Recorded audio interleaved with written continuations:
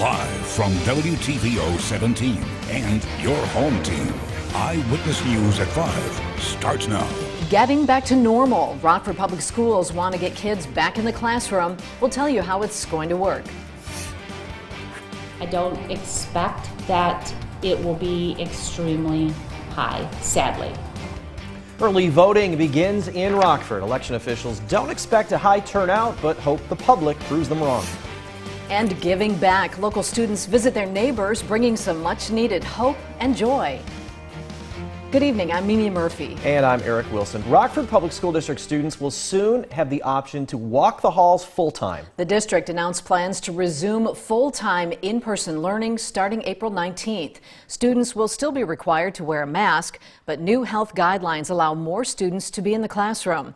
Administrators say connecting to online learning has been challenging for many students. Heading back to the classroom will also give kids a sense of consistency. RPS hopes the change will improve grades, help students meet graduation requirements, and recover lost credits. The bigger changes will be at the middle and high school level, and that is where I think we have the most need to extend that learning period. They're going half days. That hasn't worked particularly well for all families and students. It particularly hasn't worked as well as our elementary schedule has, so we're excited. Online learning will still be an option for those hesitant to return to in-person class. We'll hear more about the change coming up tonight at 6.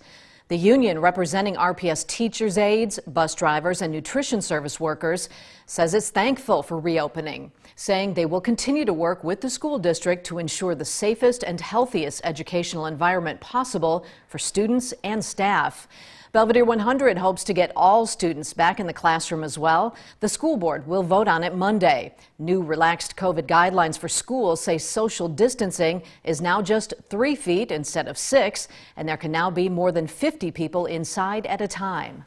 Investigators publicly named the man found dead in the Mississippi River. He's from Freeport. Wednesday morning, just before 8:30, police were called to Miller's Boat Landing, a few miles north of Savannah. That's in Carroll County. Investigators found 46-year-old Keith Heidenreich's body near the water. Police say the death is suspicious. The Northwest Illinois Critical Incident Response Team is involved. Anyone with information should contact the Carroll County Sheriff or Crime Stoppers. Early voting for the April election kicks off in Rockford. Election officials say about 25 people turned out on day one. On this ballot, you'll find the race for school and park district board members, Rock Valley College trustees, and aldermen. Rockford's mayor is running unopposed. The Board of Elections does not expect as big a turnout as last year's general election. Officials say your voice matters just as much on the local level. Older people are on the ballot also, and depending on which ward that you live in, these people are the people that represent you in your ward, and if you have an issue or a problem, they're the people that you would call directly. Early voting runs weekdays from 8 in the morning to 5 at night. Voters can also request a ballot by mail. The latest number of Americans who applied for unemployment benefits hits its lowest level since early November. 712,000 people filed for assistance last week. That's down 42,000 from the previous one. Before the COVID-19 outbreak, weekly jobless claims never topped 700,000. Almost 10 million jobs remain lost to the pandemic. An estimated 20 million people are receiving some form of unemployment aid. In Illinois, January numbers show that unemployment is down and jobs are up. A state-line animal sanctuary will continue to rescue animals in need thanks to 2 grants. Who Haven interns get a front row seat to saving and rehabilitating injured wildlife. Ari Bruckman shows us how this grant will improve the program. Ari? Eric, Mimi, Who Haven helps almost 1,000 animals every year. The rescue tell me this will allow them to help even more. Actually, it's a great joy when we learn that we have earned a grant. From bald eagles to foxes, even mice. Who Haven Wildlife Rehabilitation and Education Center in Durand takes care of wildlife who need a little help getting back to the wild. In the past 2 years, they've received over $21,000 in grants. Part of the money is for new surgical instruments for their trauma room, but a big chunk went to building housing specifically for interns. It made us a couple more bedrooms, Inside here, it gave us the ability to have a small kitchenette area. It gave us a spot for them to sit and rest and have their computer. Steve Herdklotz and his wife Karen started the internship program about 8 years ago. Aveline Walk is one of those interns. She's been living and working here for the past few months. Before, the intern shared an RV, but Walk says having her own space has changed her experience. Here we have heated floors, you get a room all to yourself, you can come back here, you can relax, you don't have to walk to the bathroom or walk all the way outside to go to an RV every time. It makes it much more comfortable. Herdklotz hopes having this on-site living area will encourage others to want to help. Interns, when they come here, we want to be able to teach them how to handle the animals, how to deal with sicknesses with the animals, how to care for the animals, how to figure caloric intake so that they get the proper nutrition. To find out how you can apply to be an intern at Hoo Haven, visit this story on mystateline.com. Eric? Thanks, Ari. The Rockford School District gets creative, honoring creativity. RPS 205's Fine Arts Hall of Fame ceremony went virtual. This year's inductees include E. Faye Butler, Jill Heinke-Moen, Beth Rydberg, Nathan Allen Davis, and Valerie Brandt Sodermans. The ceremony features a special performance by the district-wide mariachi band. Friends and family of the honorees spoke about their loved ones' success in the industry. There's sort of, when you watch her play chamber music, there's this element of just being in charge and being really active and brave with the choices that she's making. There's also an online auction happening now that will benefit fine arts students. You can watch the ceremony and make a bid through the link on our website, mystateline.com. Several police cars show up at a Rockford school. There was no emergency, but there was a need for some traffic control. As part of Lutheran Schools Week, more than 400 kids paraded across Alpine to support local seniors. Rockford Lutheran students stopped traffic to visit their neighbors. Residents at Fairhaven Christian Retirement Center haven't had outside visitors in months due to the pandemic.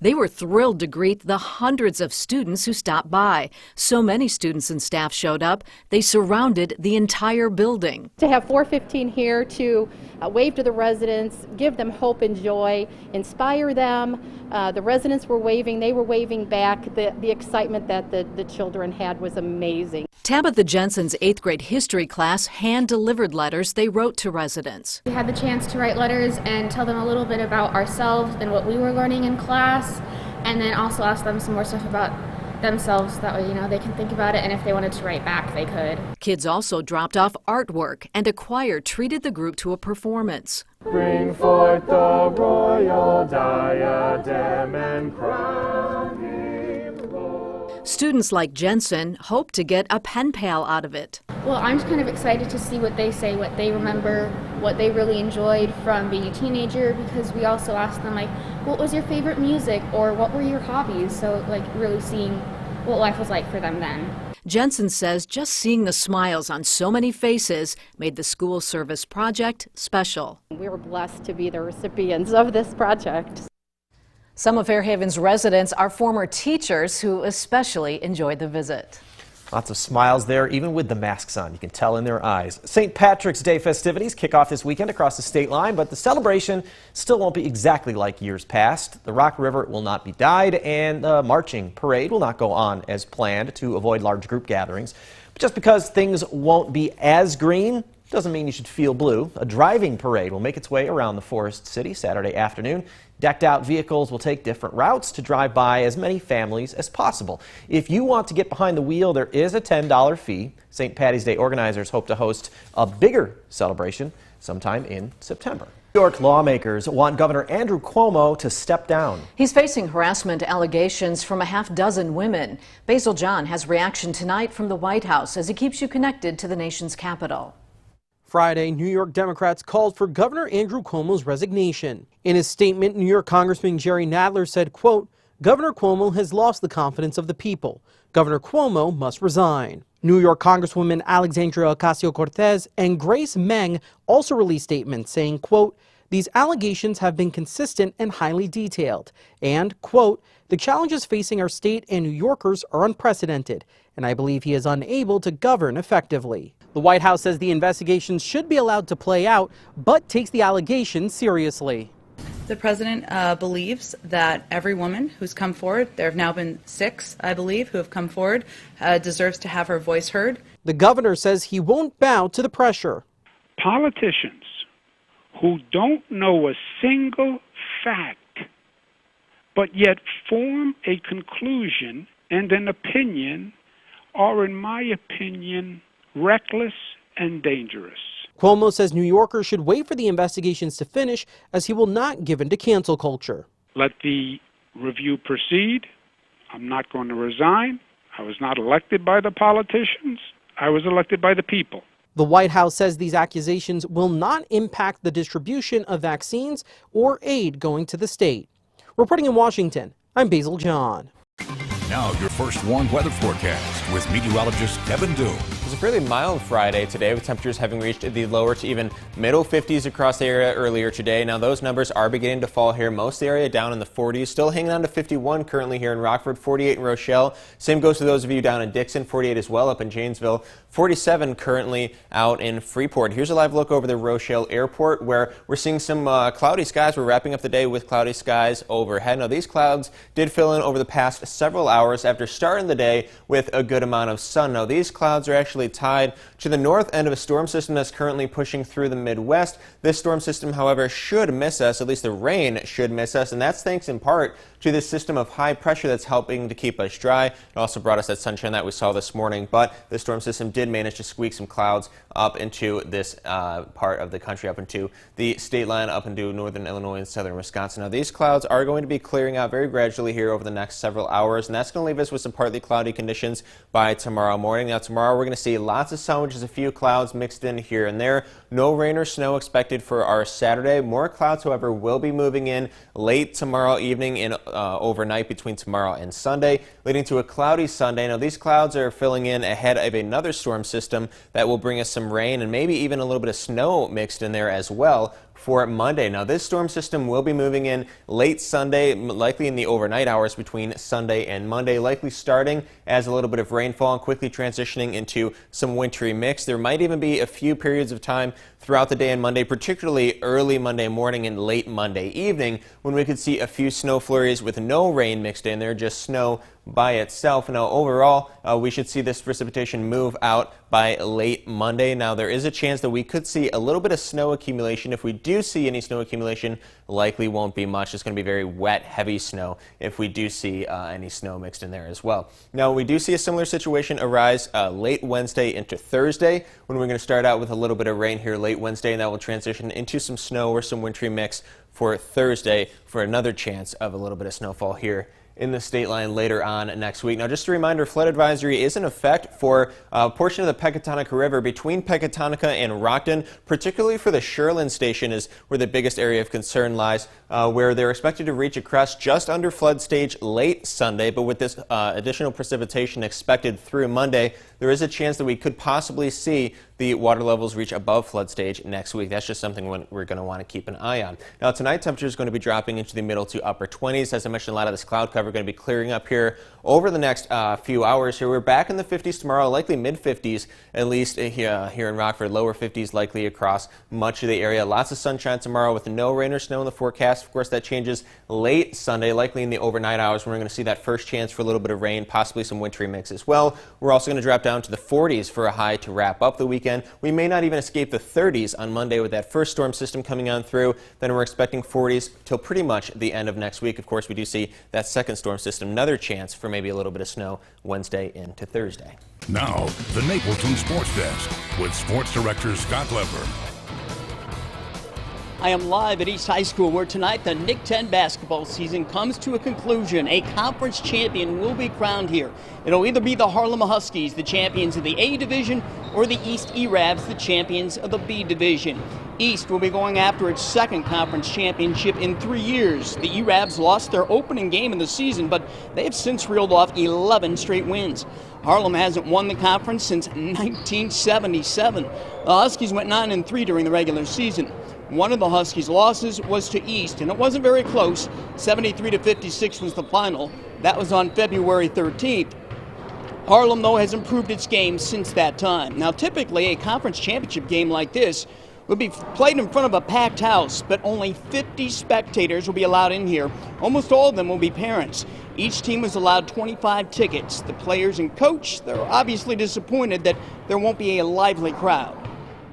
It kind of is disappointing. It's just, I miss the crowd so much because they give us so much energy to the game, but our bench makes it up for us. I wish we could have some fans in here because a place like this would be rocking on a day like that, but I know that the people will be in here will be nice and loud, and it'll still be a good atmosphere regardless. I mean, it definitely is going to be disappointing not seeing our own fans, rooting us on and being there along the way. But that's where we just got to invest as a team and invest in each other and get ourselves going. So this will be by far the biggest game of the night, but it won't be the only game of the night. Also tonight, the two second-place teams in each division, Boylan and Jefferson, will go head-to-head to battle for third place at Jefferson. Auburn and Hononegah will play for fifth place. Also, Belvedere North will play at Guilford and Freeport at Belvedere. Every team wants to finish the season on a winning note. Now, a girls' Nick 10 champion will also be crowned. That'll happen at Harlem, where the Huskies will host Hononegah. Hononegah was the dominant team in the conference during the regular season. The Indians used their pressure defense and three-point shooting to rattle the Huskies during their one regular season matchup. Hononegah won 52-31. That game was back on February 23rd. Well, there was some drama at the Big Ten tournament today. Michigan coach Jawan Howard approached Maryland's bench during a timeout, and he had a heated verbal exchange with Maryland coach Mark Turgeon. Both coaches had to be restrained by players, officials, and assistant coaches. Turgeon got a technical, Howard got a double technical, and he was ejected. Michigan beat Maryland 79-66. One other Big Ten game is complete. Ohio State beat Purdue in overtime 87-78. The Illini will soon be taking the court against Rutgers, and Wisconsin plays later tonight against Iowa. That's it for now from East. I'll join you again at 6 o'clock when this game will be underway. We'll be right back. Here's a look at our interactive radar, sponsored by Rockford Auto Glass and more. No rain in our neck of the woods. All this cloud cover overhead is going to be clearing out for tomorrow. 50s tomorrow, 40s for Sunday. Thanks, Kevin. Thank you for spending some time with us. Stay safe.